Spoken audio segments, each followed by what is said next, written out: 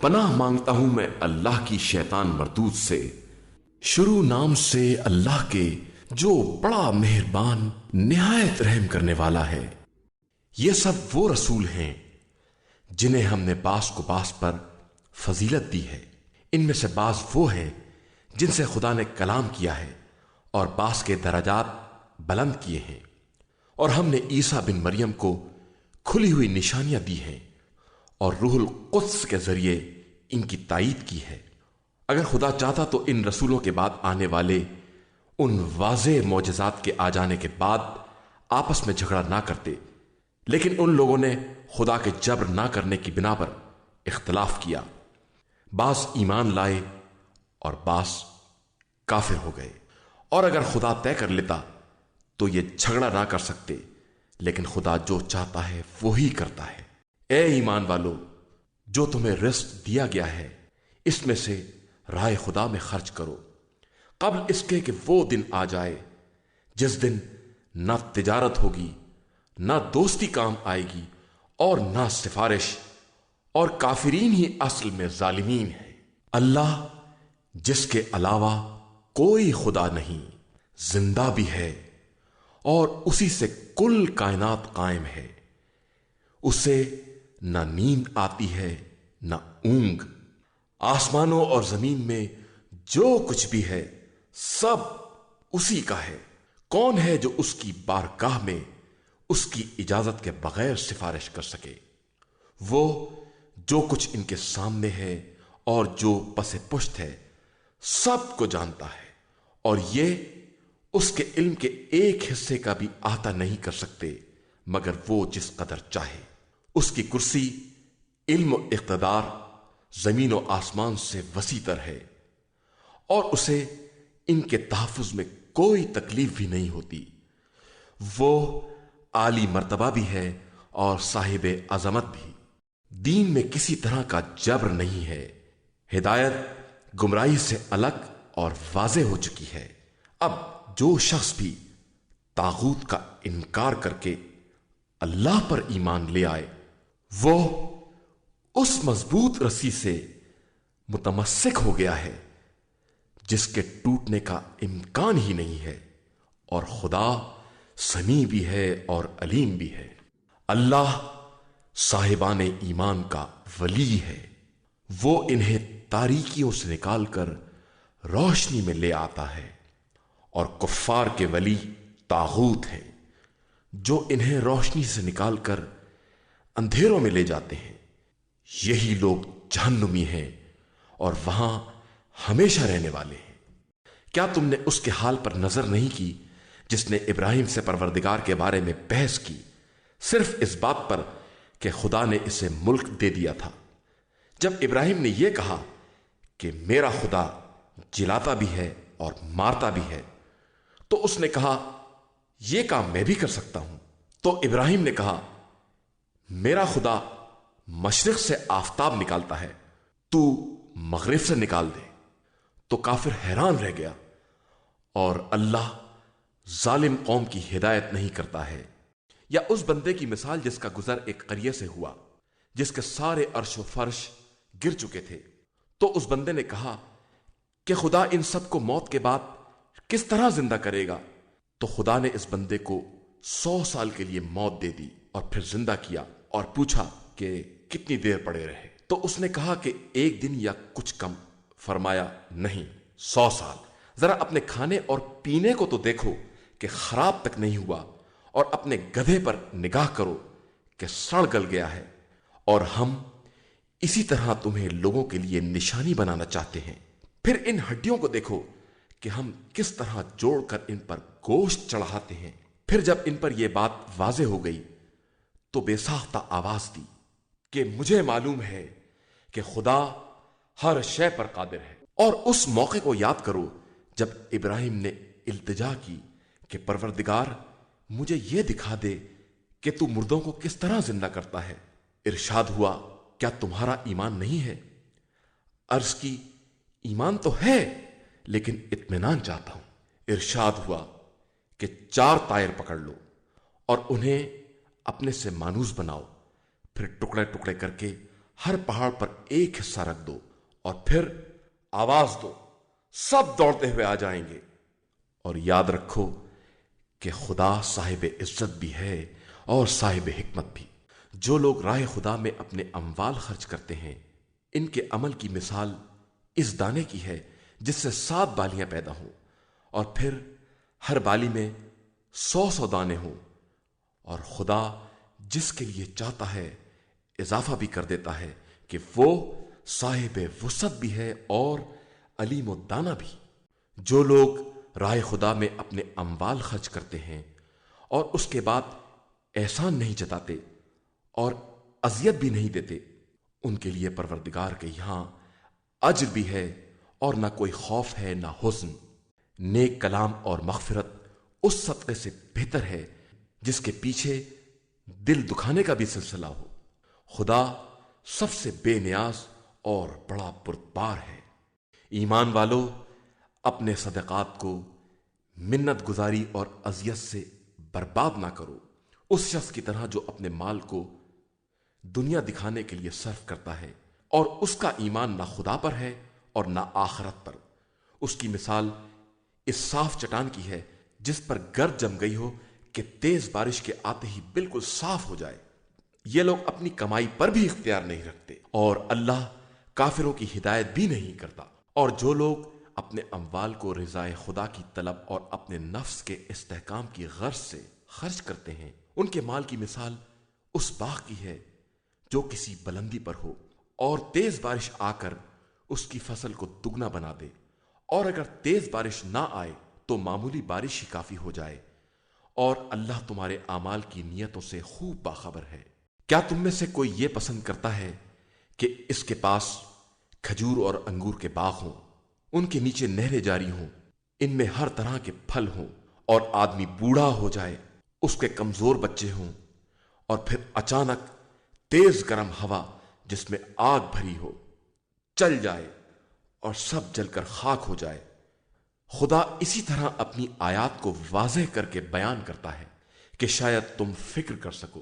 ایمان والو، اپنی پاکیزہ کمائی اور جو کچھ ہم نے زمین سے تمہارے لیے پیدا کیا ہے، سب میں سے راہ خدا میں خرچ کرو، اور خبردار انفاق کے ارادے سے خراب مال کو ہاتھ بھی نہ لگانا، کہ اگر یہ مال تم کو دیا جائے تو آنکھ بند کیے بغیر چھوؤ گے بھی نہیں۔ یاد رکھو کہ خدا سب سے بے نیاز ہے اور سزاوار حمد و ثنا بھی ہے۔ شیطان تم سے فقیری کا وعدہ کرتا ہے اور تمہیں برائیوں کا حکم دیتا ہے، اور خدا مغفرت اور فضل و احسان کا وعدہ کرتا ہے۔ خدا صاحب وسعت بھی ہے اور علیم و دانا بھی۔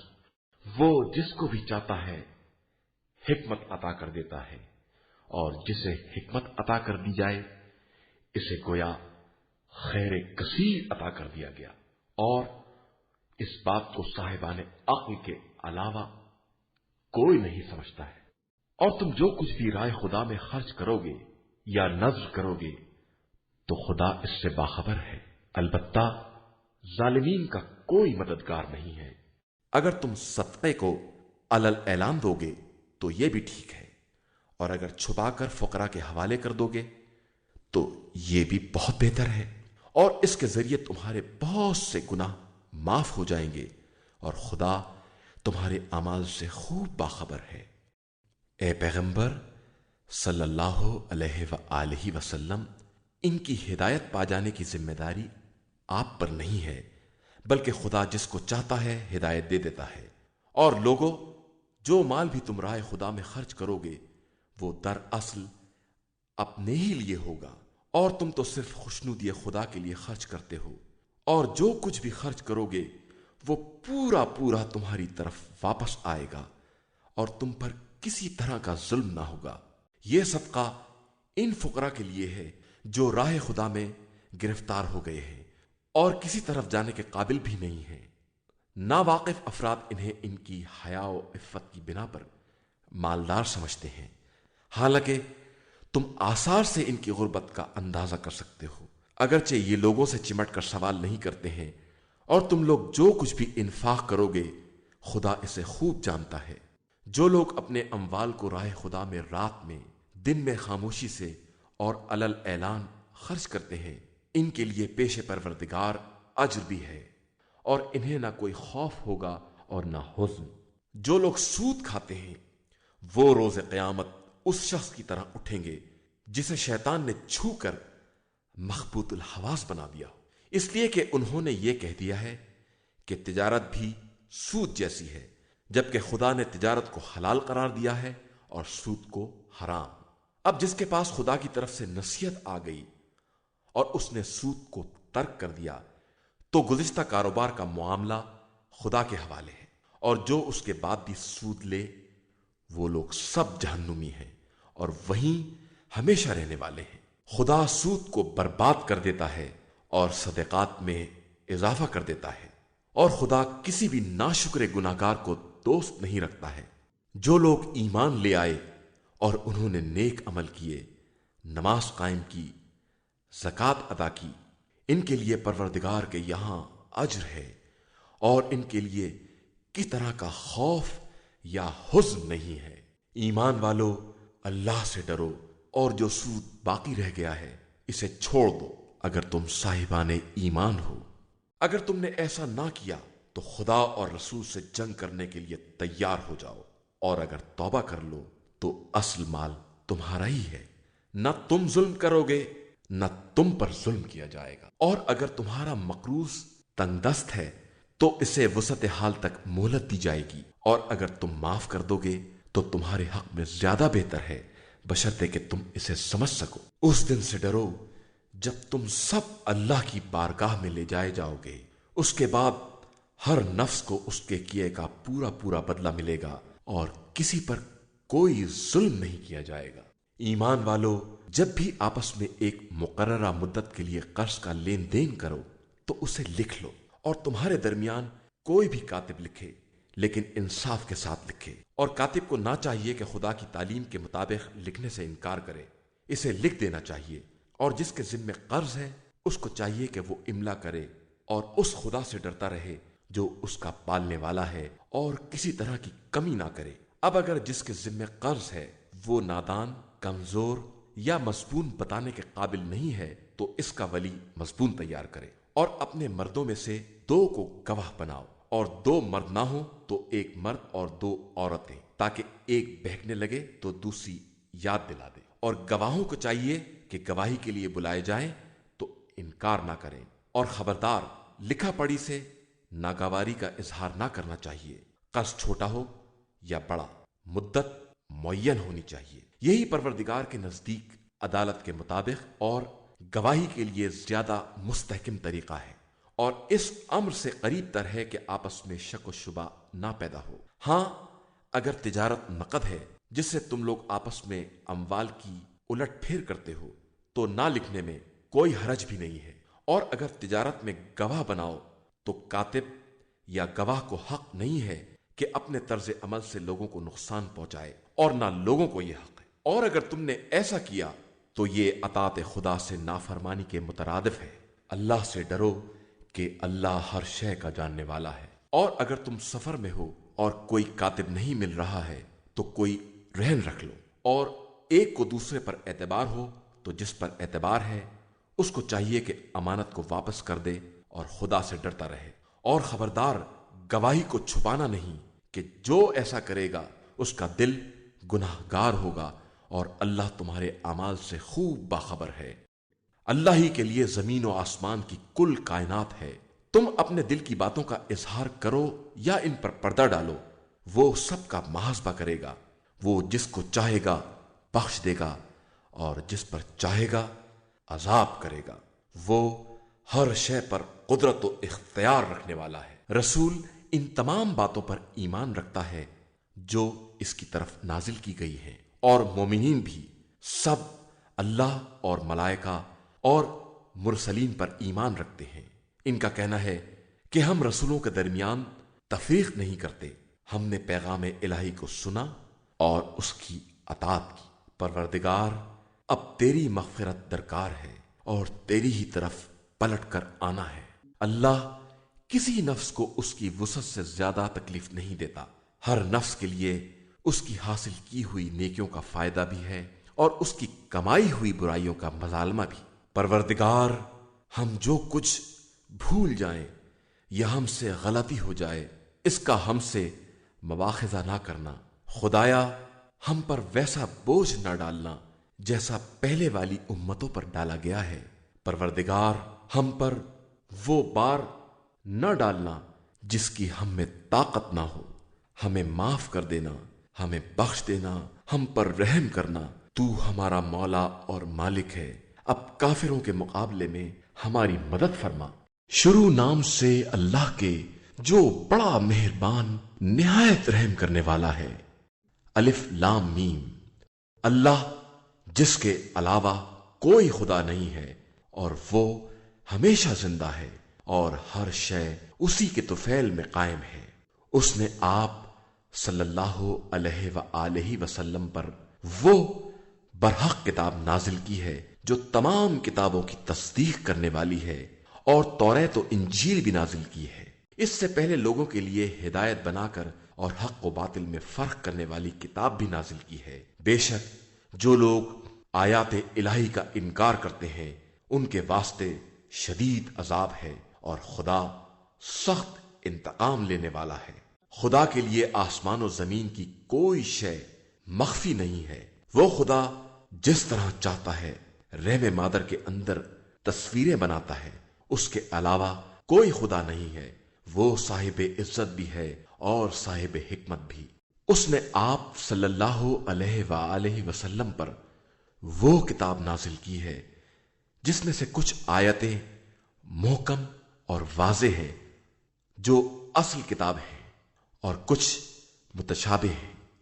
اب جن کے دلوں میں کجی ہے وہ انہی متشابہات کے پیچھے لگ جاتے ہیں تاکہ فتنہ برپا کرے اور من مانی تعویلیں کرے، حالانکہ اس کی تعویل کا حکم صرف خدا کو ہے، اور انہیں جو علم میں رسوخ رکھنے والے ہیں، جن کا کہنا یہ ہے کہ ہم اس کتاب پر ایمان رکھتے ہیں اور یہ سب کے سب محکم و متشابہ ہمارے پروردگار ہی کی طرف سے ہے، اور یہ بات سوائے صاحبان عقل کے کوئی نہیں سمجھ سکتا ہے۔ ان کا کہنا ہے کہ پروردگار، جب تو نے ہمیں ہدایت دے دی ہے تو اب ہمارے دلوں میں کجی نہ پیدا ہونے پائے، اور ہمیں اپنے پاس سے رحمت عطا فرما کہ تو بہترین عطا کرنے والا ہے۔ خدایا، تو تمام انسانوں کو اس دن جمع کرنے والا ہے جس میں کوئی شک نہیں ہے، اور اللہ کا وعدہ غلط نہیں ہوتا۔ جو لوگ کافر ہو گئے ہیں ان کے اموال و اولاد کچھ بھی کام آنے والے نہیں ہیں، اور وہ جہنم کا ایندھن بننے والے ہیں۔ جو حالت فرعون والوں کی اور ان سے پہلے والوں کی ہوئی کہ انہوں نے ہماری آیات کی تکذیب کی، تو اللہ نے ان کے گناہوں کے سبب ان کی گرفت کر لی، اور اللہ سخت عذاب دینے والا ہے۔ پیغمبر آپ صلی اللہ علیہ وآلہ وسلم ان کافروں سے کہہ دیں کہ عنقریب تم بھی مغلوب ہو جاؤ گے اور جہنم کی طرف محشور ہوگے، جو بدترین ٹھکانہ ہے۔ تمہارے واسطے ان دونوں گروہوں کے حالات میں ایک نشانی موجود ہے۔ جو میدان جنگ میں آمنے سامنے آئے کہ ایک گروہ راہ خدا میں جہاد کر رہا تھا اور دوسرا کافر تھا جو ان مومنین کو اپنے سے دگنا دیکھ رہا تھا، اور اللہ اپنی نصرت کے ذریعے جس کی چاہتا ہے تائید کرتا ہے، اور اس میں صاحبان نظر کے واسطے سامان عبرت و نصیحت بھی ہے۔ لوگوں کے لیے خواہشات دنیا، عورتیں، اولاد، سونے چاندی کے ڈھیر، تندرست گھوڑے یا چوپائے، کھیتیاں سب مزین اور آراستہ کر دی گئی ہیں کہ یہی متاع دنیا ہے، اور اللہ کے پاس بہترین انجام ہے۔ پیغمبر آپ صلی اللہ علیہ وآلہ وسلم کہہ دیں کہ کیا میں ان سب سے زیادہ بہتر چیز کی خبر دوں؟ جو لوگ تقوی اختیار کرنے والے ہیں ان کے لیے پروردگار کے یہاں وہ باغات ہیں جن کے نیچے نہریں جاری ہیں، اور وہ ان میں ہمیشہ رہنے والے ہیں۔ ان کے لیے پاکیزہ بیویاں ہیں، اور اللہ کی خوشنودی ہے، اور اللہ اپنے بندوں کے حالات سے خوب باخبر ہے۔ قابل تعریف ہیں وہ لوگ جو یہ کہتے ہیں کہ پروردگار ہم ایمان لے آئے، ہمارے گناہوں کو بخش دے اور ہمیں آتش جہنم سے بچا لے۔ یہ سب صبر کرنے والے، سچ بولنے والے، اطاعت کرنے والے، راہ خدا میں خرچ کرنے والے اور ہنگامے سحر استغفار کرنے والے ہیں۔ اللہ خود گواہ ہے کہ اس کے علاوہ کوئی خدا نہیں ہے، ملائکہ اور صاحبان علم گواہ ہیں، اور وہ عدل کے ساتھ قائم ہے۔ اس کے علاوہ کوئی خدا نہیں ہے اور وہ صاحب عزت و حکمت ہے۔ دین اللہ کے نزدیک صرف اسلام ہے، اور اہل کتاب نے علم کے آنے کے بعد ہی جھگڑا شروع کیا ہے، صرف آپس کی شرارتوں کی بنا پر۔ اور جو بھی آیات الہی کا انکار کرے گا تو خدا بہت جلد حساب کرنے والا ہے۔ اے پیغمبر، اگر یہ لوگ آپ صلی اللہ علیہ وآلہ وسلم سے کٹ حجتی کریں تو کہہ دیجئے کہ میرا رخ تمام تر اللہ کی طرف ہے اور میرے پیرو بھی ایسے ہی ہیں۔ اور پھر اہل کتاب اور جاہل مشرکین سے پوچھئے، کیا تم اسلام لے آئے؟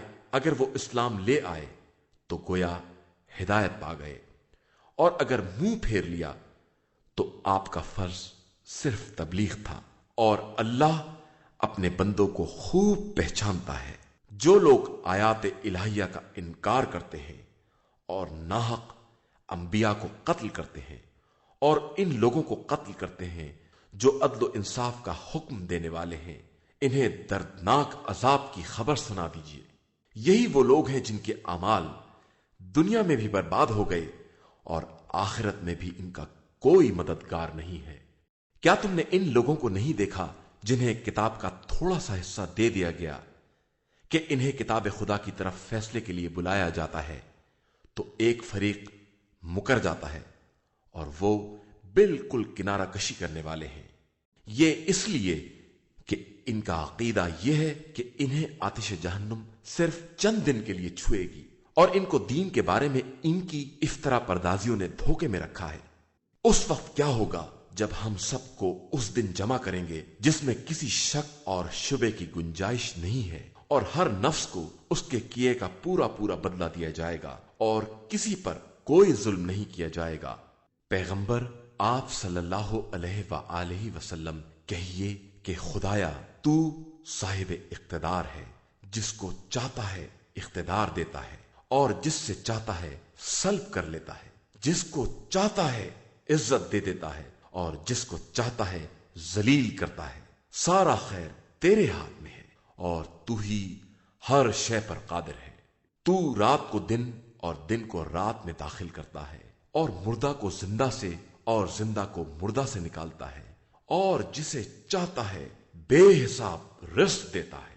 خبردار صاحبان ایمان، مومنین کو چھوڑ کر کفار کو اپنا ولی اور سرپرست نہ بنائیں، کہ جو بھی ایسا کرے گا اس کا خدا سے کوئی تعلق نہ ہوگا، مگر یہ کہ تمہیں کفار سے خوف ہو تو کوئی حرج بھی نہیں ہے، اور خدا تمہیں اپنی ہی ہستی سے ڈراتا ہے اور اسی کی طرف پلٹ کر جانا ہے۔ آپ صلی اللہ علیہ وآلہ وسلم ان سے کہہ دیجئے کہ تم دل کی باتوں کو چھپاؤ یا اس کا اظہار کرو، خدا تو بہرحال جانتا ہے، اور وہ زمین و آسمان کی ہر چیز کو جانتا ہے اور ہر شے پر قدرت و اختیار رکھنے والا بھی ہے۔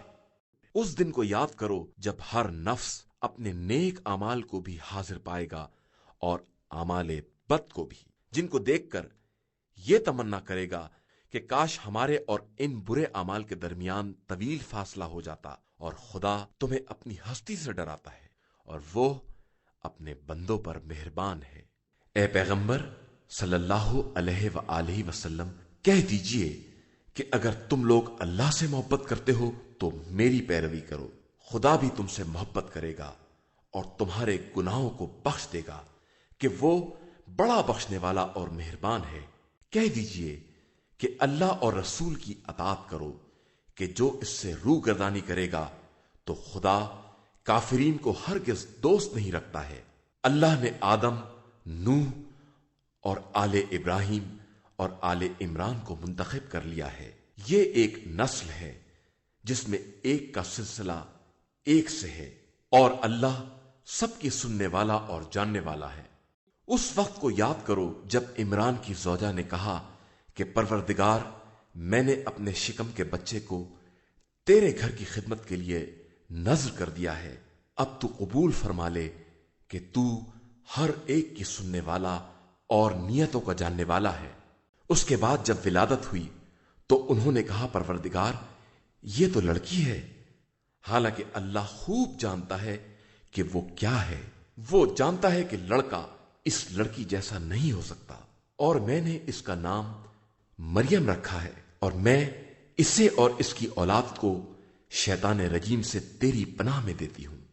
تو خدا نے اسے بہترین انداز سے قبول کر لیا اور اس کی بہترین نشو نما کا انتظام فرما دیا، اور زکریا نے اس کی کفالت کی کہ جب زکریا محراب عبادت میں داخل ہوتے تو مریم کے پاس رزق دیکھتے اور پوچھتے کہ یہ کہاں سے آیا، اور مریم جواب دیتی کہ یہ سب خدا کی طرف سے ہے، وہ جسے چاہتا ہے رزق بے حساب عطا کر دیتا ہے۔ اس وقت زکریا نے اپنے پروردگار سے دعا کی کہ مجھے اپنی طرف سے ایک پاکیزہ اولاد عطا فرما کہ تو ہر ایک کی دعا کا سننے والا ہے۔ تو ملائکہ نے انہیں اس وقت آواز دی جب وہ محراب میں کھڑے مصروف عبادت تھے کہ خدا تمہیں یحییٰ کی بشارت دے رہا ہے، جو اس کے کلمے کی تصدیق کرنے والا، سردار، پاکیزہ کردار اور صالحین میں سے نبی ہوگا۔ انہوں نے عرض کی کہ میرے یہاں کس طرح اولاد ہوگی جبکہ مجھ پر بڑھاپا آ گیا ہے اور میری عورت بھی بانجھ ہے؟ تو ارشاد ہوا کہ خدا اسی طرح جو چاہتا ہے کرتا ہے۔ انہوں نے کہا کہ پروردگار، میرے لیے قبولیت دعا کی کوئی علامت قرار دے دے۔ ارشاد ہوا کہ تم 3 دن تک اشاروں کے علاوہ بات نہ کر سکو گے، اور خدا کا ذکر کثرت سے کرتے رہنا، اور صبح و شام اس کی تسبیح کرتے رہنا۔ اور اس وقت کو یاد کرو جب ملائکہ نے مریم کو آواز دی کہ خدا نے تمہیں چن لیا ہے اور پاکیزہ بنا دیا ہے اور عالمین کی عورتوں میں منتخب قرار دے دیا ہے۔ اے مریم، تم اپنے پروردگار کی اطاعت کرو، سجدہ کرو اور رکوع کرنے والوں کے ساتھ رکوع کرو۔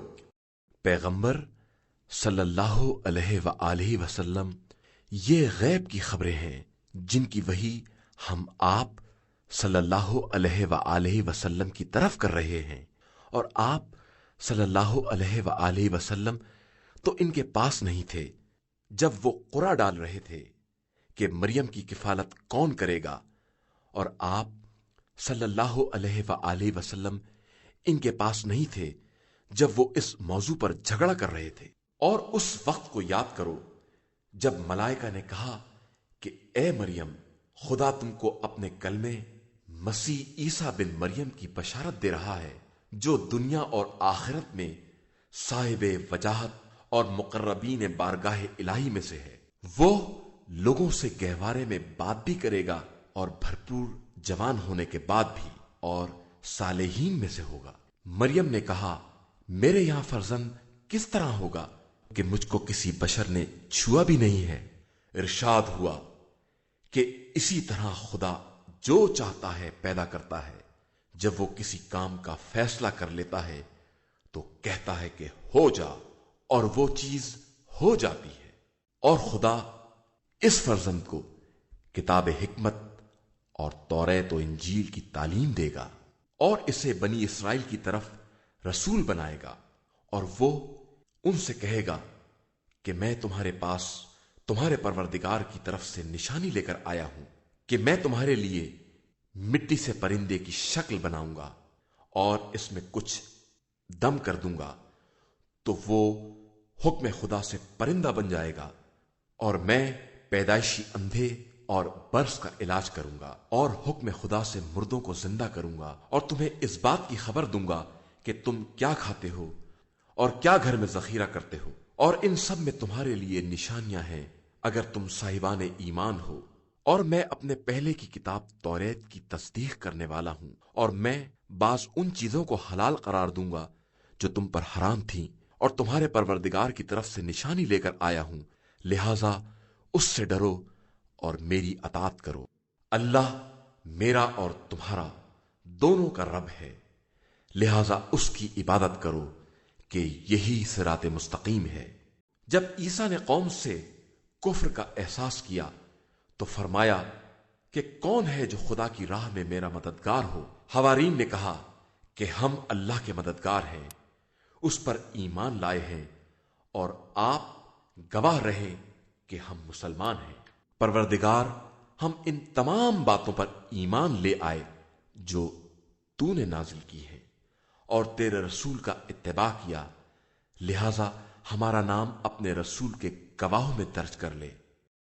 اور یہودیوں نے عیسیٰ سے مکاری کی تو اللہ نے بھی جوابی تدبیر کی، اور خدا بہترین تدبیر کرنے والا ہے۔ اور جب خدا نے فرمایا کہ عیسیٰ، ہم تمہاری مدت قیام دنیا پوری کرنے والے اور تمہیں اپنی طرف اٹھا لینے والے اور تمہیں کفار کی خباثت سے نجات دلانے والے اور تمہاری پیروی کرنے والوں کو انکار کرنے والوں پر قیامت تک کی برتری دینے والے ہیں، اس کے بعد تم سب کی بازگشت ہماری طرف ہوگی اور ہم تمہارے اختلافات کا صحیح فیصلہ کر دیں گے۔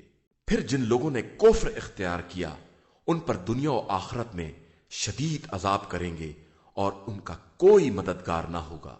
اور جو لوگ ایمان لے آئے اور انہوں نے نیک اعمال کیے ان کو مکمل اجر دیں گے، اور خدا ظلم کرنے والوں کو پسند نہیں کرتا۔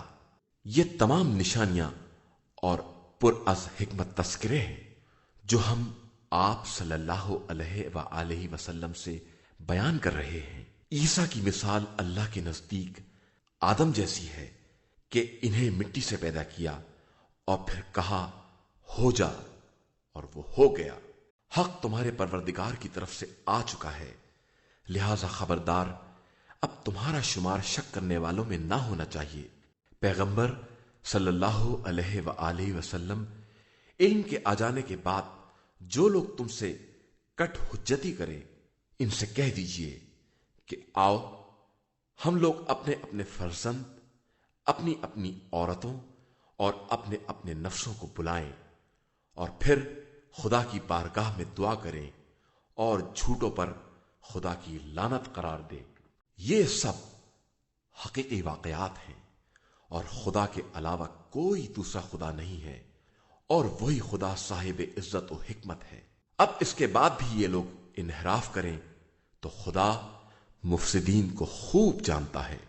اے پیغمبر، آپ صلی اللہ علیہ وآلہ وسلم کہہ دیں کہ اے اہل کتاب، آؤ ایک منصفانہ کلمے پر اتفاق کر لیں کہ خدا کے علاوہ کسی کی عبادت نہ کریں، کسی کو اس کا شریک نہ بنائیں، آپس میں ایک دوسرے کو خدائی کا درجہ نہ دیں۔ اور اس کے بعد بھی یہ لوگ منہ موڑ دیں تو کہہ دیجئے کہ تم لوگ بھی گواہ رہنا کہ ہم لوگ حقیقی مسلمان اور اطاعت گزار ہیں۔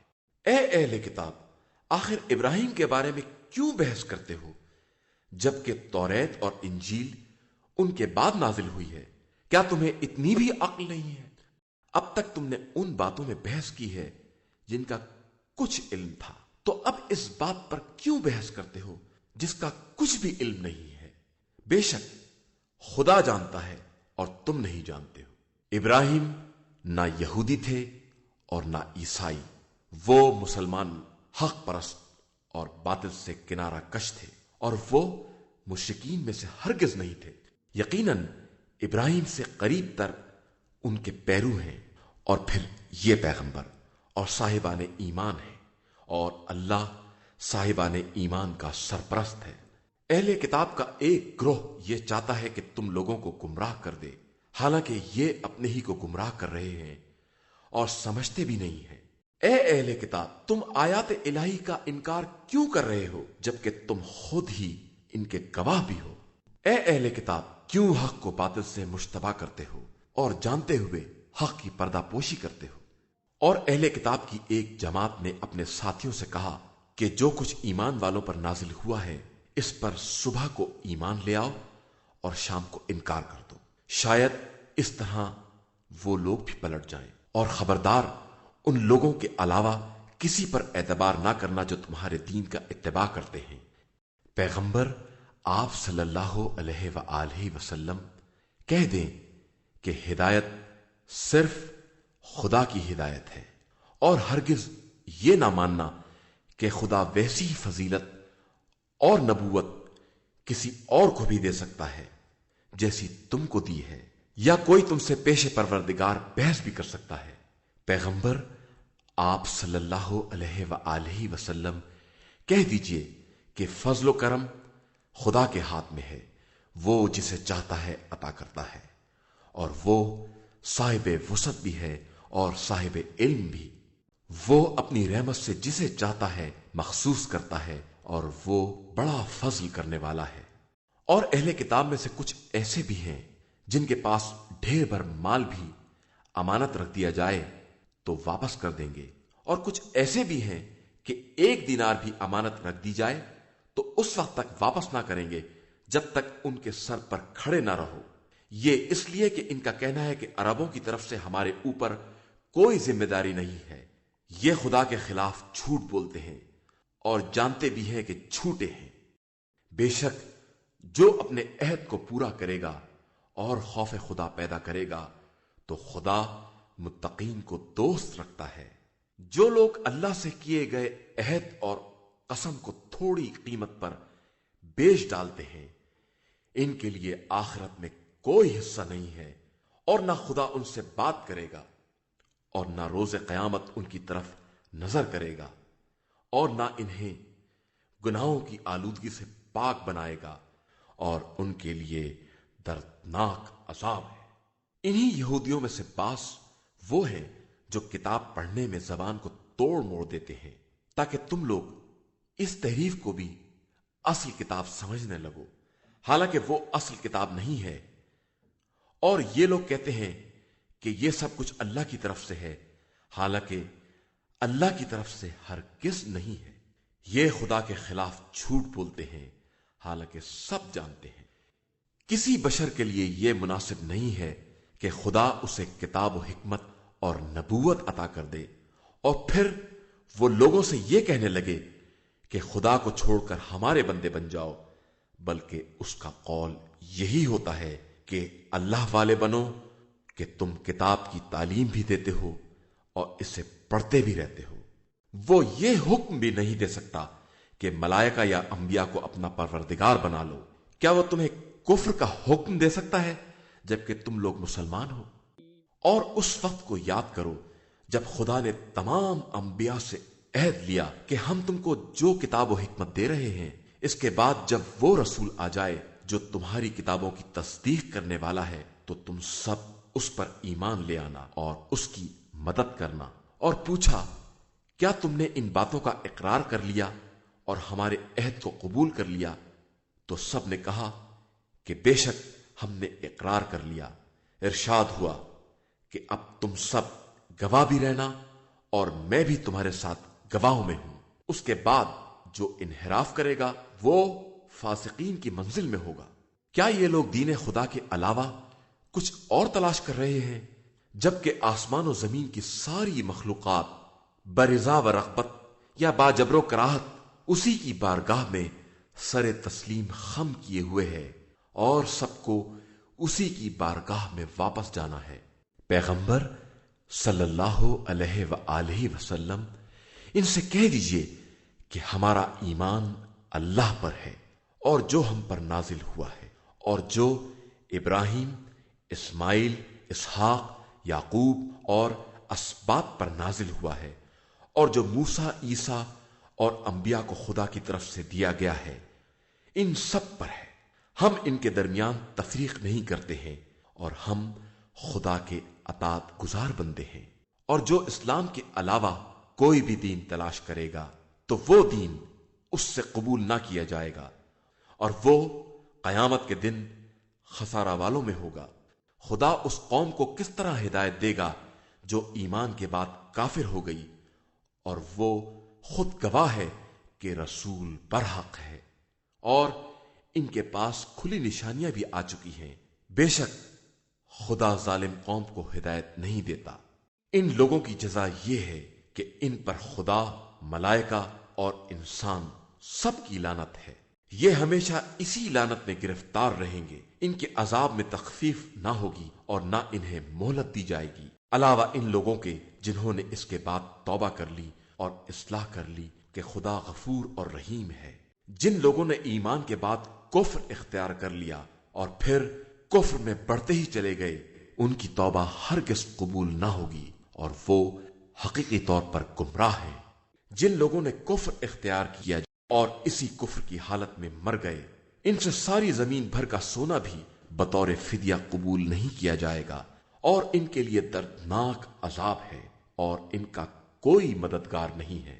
إِنَّا هَدَيْنَاهُ السَّبِيلَ إِمَّا شَاكِرًا